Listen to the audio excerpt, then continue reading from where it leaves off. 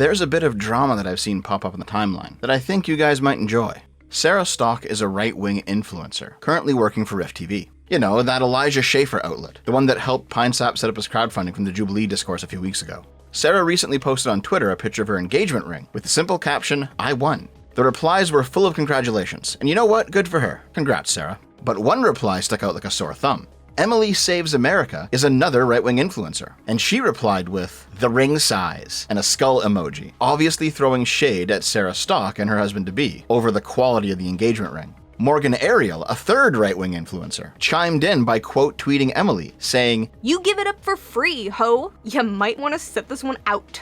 Pearly Things, a fourth right-wing influencer, replied to Morgan saying, "Morgan, you are a single mother with a public video admitting you have HPV. You might want to sit this one out too." Morgan replied to Pearly with, "You suck black dick and probably have AIDS." Pearly replied by saying she doesn't have AIDS, and that right-wing e-girls make stuff up. She didn't deny the part about having black partners in the past though, which she has been open about over the years. Now, I personally don't give a shit about stuff like dating outside your race, like who cares? But the right-wing audiences of these people immediately turned on Pearly for the obvious omission.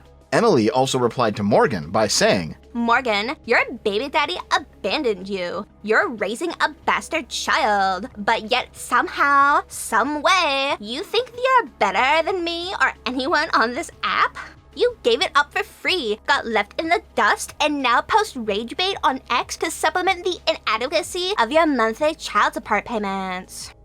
Morgan replied to Emily by saying, "None of this is true, but unlike you, I don't lie, so here are some facts. You got fingered in the middle of a hotel lobby at a TPUSA event while everybody watched, and there were families around. You brag about having sex with married MAGA dads and doing drugs. You have been completely ran through by both single and married men in the right wing. You call young virgins losers and encourage them to have premarital sex, and you're pro-abortion. You're a disgusting feminist whore with a Jezebel spirit who uses filters in all of her videos and lives in rebellion to God while grifting off of the conservative movement and simultaneously trashes women who desire to live God-honoring lifestyles because their engagement rings didn't cost enough or their lifestyle isn't flashy enough. But yeah, I'm the one who needs money, you gold-digging hoe." Man, when this was going down, I was just off to the side popcorn munching. I'm not right-wing, I don't follow any of these bitches. This is all just entertainment to me. It's amazing to watch a bunch of e-girls fight over literally fucking nothing and dropping all of their deep lore just to one-up each other. You know what? When right-wingers say that women are too emotional and irrational for politics, maybe it's because they're only exposed to right-wing women. You know what I mean? I just needed to get on here and tell a story really quickly about something Modern that I've women been have a going tendency through. to make our problems everyone's problems. And way Dude, that that's women make not our even problems I just want to everyone else's problems. I've already After Emily got absolutely gaped by Morgan, she tried to respond but didn't really go anywhere. Morgan's rebuttal is considered the kill shot in this drama. At one point, Emily posted, "It's gonna be hard to be a tradwife when your man can't even afford a ring. How do you guys expect to have, like, a house, land, multiple kids? I hope y'all enjoy working." This tweet was reposted with the caption, "Conservative men need to stop being broke and gaslighting women. Like, we don't deserve diamonds and rings. You want me to give up my job, my career, my independence, and push multiple babies out of my body, and cook, and clean, and be loyal, and like a loving feminine wife forever? And y'all can't even afford a nice ring for us? Get the fuck out of here! Just admit that y'all literally don't like women." I mean, there is certainly a subtype of rightoid that doesn't like women, but he's not part of this particular drama. If you enjoy talking to women, you are a gay man. While the shit flinging is really fucking funny, what's actually happening here is that there are competing visions of what a woman's place is on the right. In the first camp, you have the tradwives. They present to their audiences a highly idealized view of traditional womanhood, where it's all flower fields and homemaking and sundresses and getting cream pied by your husband. Women like this are usually very religious, and they often live a crunchy lifestyle. The crunchy movement began back in the 90s with stuff like crunchy granola. It basically describes people who try to live an all-natural lifestyle. No GMOs, no seed oils, no vaccines, homegrown, homemade, homestead.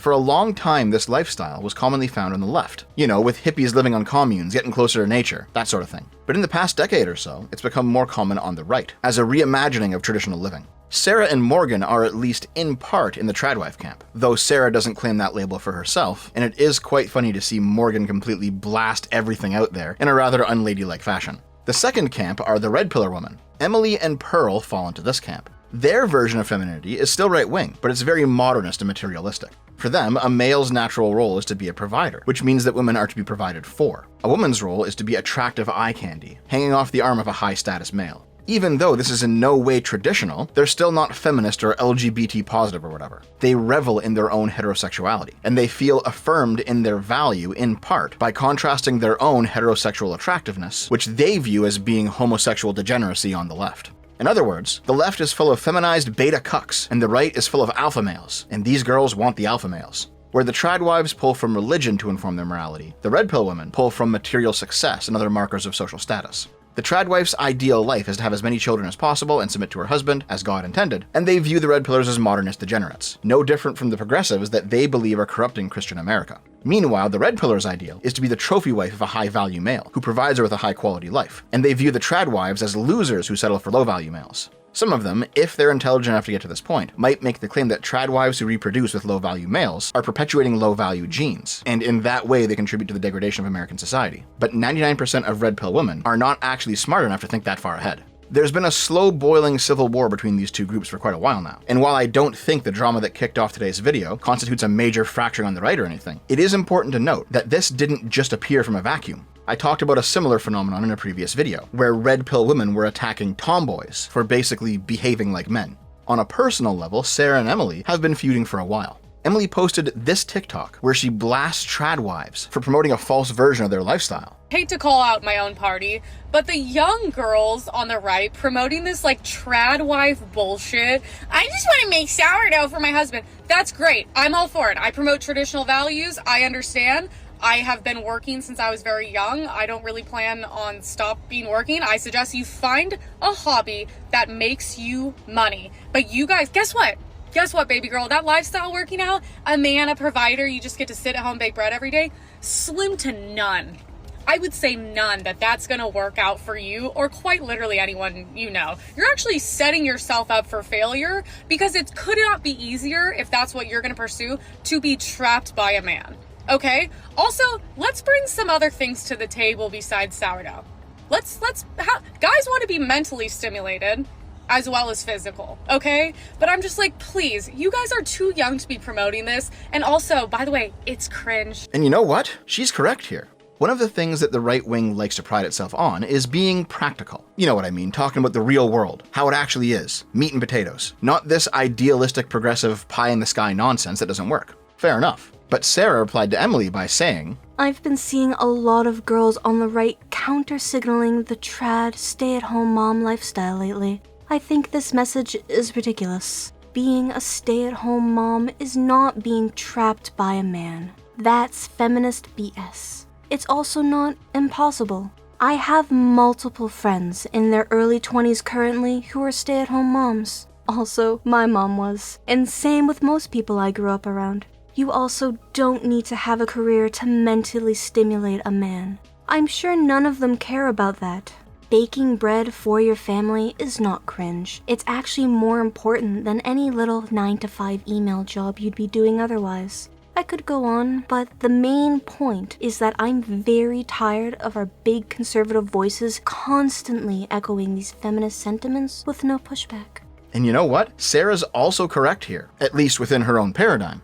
Emily might be right-wing, or at least right-coded, but a lot of her critiques are at least somewhat feminist in origin. Sarah's traditional lifestyle is more authentically right-wing, at least in some ways. I guess the larger conversation here is, when did people like Emily become right-coded? Like, listen to her talk here.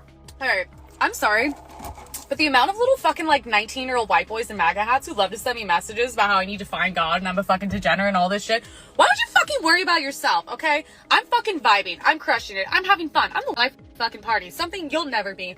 You live in a fucking flyover state, you have little dick energy, you're probably a fucking virgin. So why don't you just focus on you, whatever the fuck makes you happy, and I will keep going to nightclubs, partying, and doing drugs, because that's what makes me happy. And you know what, I would fuck your dad, but he doesn't make enough money, so. You take out the MAGA hat stuff, and she sounds indistinguishable from a toxic girl boss feminist. And yet, she goes on podcasts promoting Trump and MAGA. She puts out videos blasting the feminized males of the left, or problems with mass migration, or other normal right-wing topics. She's the kind of woman who would happily hang off of the arm of an Andrew Tate-like figure. And Andrew Tate is absolutely right-wing, despite living a very different lifestyle than a God-fearing family man or something. Maybe the degenerate right found its niche after the degenerate left began to act like standards of attractiveness were bigoted somehow. Or fat phobia and fat activism became a common vector of social justice. Or maybe toxic feminists peeled off from feminism and joined the right in order to push back against trans activists. I don't know. What I do know, though, is that this isn't some small phenomenon existing only in Emily's corner of the internet. A more generalized expression of this idea is currently being posted by a bunch of right-wing accounts. Like, check this one out. Sorority sisters with good genes at the University of Oklahoma are getting geared up for a rush with some cute and fun country dancing. They're happy, wholesome, and classic America. Nothing is more triggering to leftists.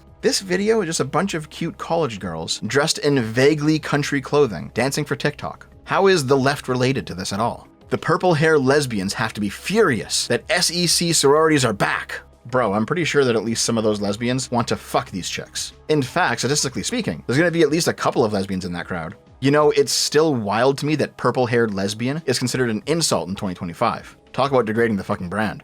America is back and the Democrats hate it. The left is melting down over this trend. I swear to God, there's like a whole industry of brain-dead right-wing accounts that just grab whatever's going viral and pretend like the left is so triggered by it. I guess there's money to be made in presenting the image of being so transgressive that the mainstream is just seething at your existence, even if it's all just made-up bullshit. In fact, if the whole LOL progs are triggered by this narrative was absent, the rightoids would be calling these women whores for daring to dance provocatively and showing skin on the internet. They would talk about them being university sluts, getting run through with giant black cocks constantly, and at least a few of them would be masturbating to the idea. However, because this is being presented as part of a wider culture trend of re-embracing beauty standards, tossing aside the body positivity fat activism shit, the right is currently loving it. In actuality, it's not really about what the women are doing on screen. It's about right-wing men believing they now have guilt-free access to women like this, without some nannying HR department left-winger coming around to wag their finger at them and lecture them about fat phobia or patriarchy or whatever else. In a much broader sense, the degenerate right has been a growing faction of the right for a long time, despite the TradCon protests. I've covered several people like this over the years in previous videos, like for example the Liberty Hangouts chick, Caitlin Bennett, who settled into the niche of being one of those figures who goes to protests and campuses to interview random progressives. But to be honest, the only real reason people know who she is because she was that one chick who got blackout wasted at a frat party and shit herself, which has never really left her behind despite it being a decade ago. Or Paul Joseph Watson, the right-wing talking head, who's been posting conspiracy shit on his channel for 15 years now, ranting about how the West is declining because of slutty women and their slutty ways. When it later came out that he was pressuring women into sex, he was paying for sex, basically doing the complete opposite of what a traditional man should do, getting married and having kids. And of course, we all know that the white nationalist Richard Spencer loves traps. Now, for the most part, I don't care about this stuff. Pressuring women into sex is bad, obviously, it's a violation of consent. But beyond that, I personally don't give a shit if you want to party and do drugs, have lots of sex, straight or otherwise. It doesn't matter to me, but it absolutely matters to anyone who holds a traditional form of morality, which is why I call these people the degenerate right. From Laura Loomer talking about sucking off Trump, as confirmed by Milo, to Milo himself desperately trying to pray the gay away, these people are not bastions of moral purity. If you want to know more about the sordid details of the degenerate right's closed-door practices, go read Lauren Southern's various exposés of these people. No, I'm not sponsored by her or anything. I just really like the drama. My point is, although the degenerate right doesn't live their lives by the same moral standards as, say, the tradwives, they're still clearly on the right wing, and they cannot easily be defined out of it, like Sarah Stock tried to do to Emily in her article over one of their many beefs. However, the trad stuff does seem to be a more authentic expression of right-wing beliefs. At the same time, though, if you think that these tradwife creators aren't also selling you a product, think again, fellas. There are two videos I want to highlight here, because they're actually both worth watching. The first one is from the leftist YouTuber Funky Frogbait, a nearly 3 million sub channel with really high production value, multiple characters, costume changes, a narrative arc, good quality voice work, and she makes some interesting points to consider. The second video is from a small channel run by a girl who lives under the stairs named Poe. She does not have 3 million subs. She uses what looks like a built-in laptop webcam. She simply presents her thoughts in a stream of consciousness format. And you know what? She actually has just as much interesting things to say as the first woman. What can I say? A good idea often trumps production value, at least as far as I'm concerned. Funky Frogbait is basically the stereotype of a leftist feminist. She's a partisan progressive, she's gender non-conforming, she's an atheist who broke away from an oppressive religious family, she's unmarried and has no kids and lives with her cats. Po, meanwhile, is a wife and a mother, and a self-admitted former tomboy. I wouldn't necessarily call her extremely hard right or anything, but she's certainly conservative. Most importantly though, both of these women are intelligent, and they're both more or less satisfied with the current state of their lives. Good for them. They both make the same broad point that I agree with. This trend of TikTok tradwives making videos of themselves baking bread or running through the field. That doesn't reflect real life. It's a packaged, marketed product being sold to men who want a wife and a life like that one. The actual day-to-day lifestyle of a truly traditional woman did not involve being a constantly dolled-up housewife, wearing a sundress, and making food for your family all day. In reality, it was a lot of fucking work. What the tradwife influencers have created is a simulacrum of traditionalism, turning it into a product for men to consume.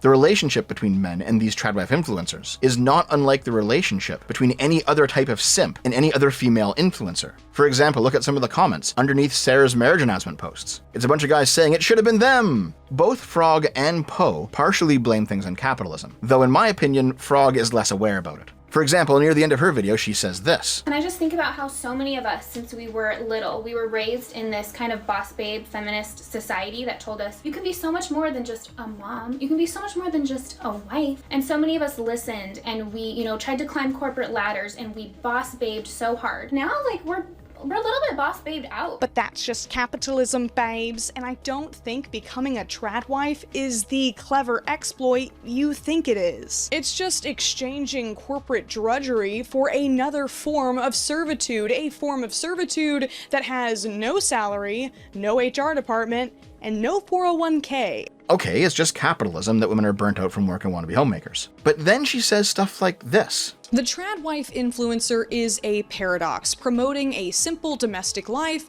while she herself enjoys the freedom of expression and financial independence that women were denied for centuries. These women aren't traditional. They're business owners LARPing the 1950s. I obviously agree with the idea that tradwives are selling a package, but they're selling a package. As you say, they're enjoying financial independence. The goal of getting women back into the workplace was on the checklist of second-wave feminists because capitalism allows for financial independence. Capitalism has some problems, but one massive win for it is that it makes financial independence much more obtainable than other economic systems. In a modern liberal capitalist democracy, your social class, your ethnicity, your family lineage, your allegiance to a political faction are all significantly less important than in a non-capitalist system. Of course, there will always be some corruption, but in our society, your average Joe can make money without having to fulfill the necessary requirement of being a member of the landed gentry, or being a card-carrying member of a political party, or anything else that is unrelated to your own skill and how in demand it is. In essence, liberal capitalism is a liberating force for women and for men.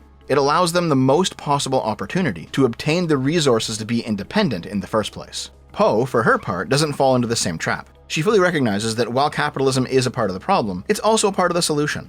Anyway, despite this, they're both good videos and they're both worth watching. I bring them up because despite not being politically aligned, they both correctly identify a major problem. Tradwives are selling you a product, which means that their moral high ground over the red pillar woman is actually not that secure. The degenerate right is at least honest in their vulgarity, while tradwives sell this image of femininity that they themselves don't actually live, at least not on a consistent basis. They construct it for your viewing pleasure, and that paints Morgan being very unladylike back at the start in a whole new light. Seriously guys, you got an account called Barefoot Pregnant, and you're posting daily about homesteading and Christianity, and you're being a victim Andy about how your lifestyle is supposedly hated by the mainstream? We live in a day and age where traditional homemaking has been forgotten about and even looked down on. Like fuck, everyone wants to be a cancel culture victim nowadays, since there's actually value in being canceled. This is the same type of grift as those idiots who post dancing college girls and talk about how the Democrats are melting down over it or whatever. Actual tradwives? They don't have a Twitter account. They're the fucking Amish.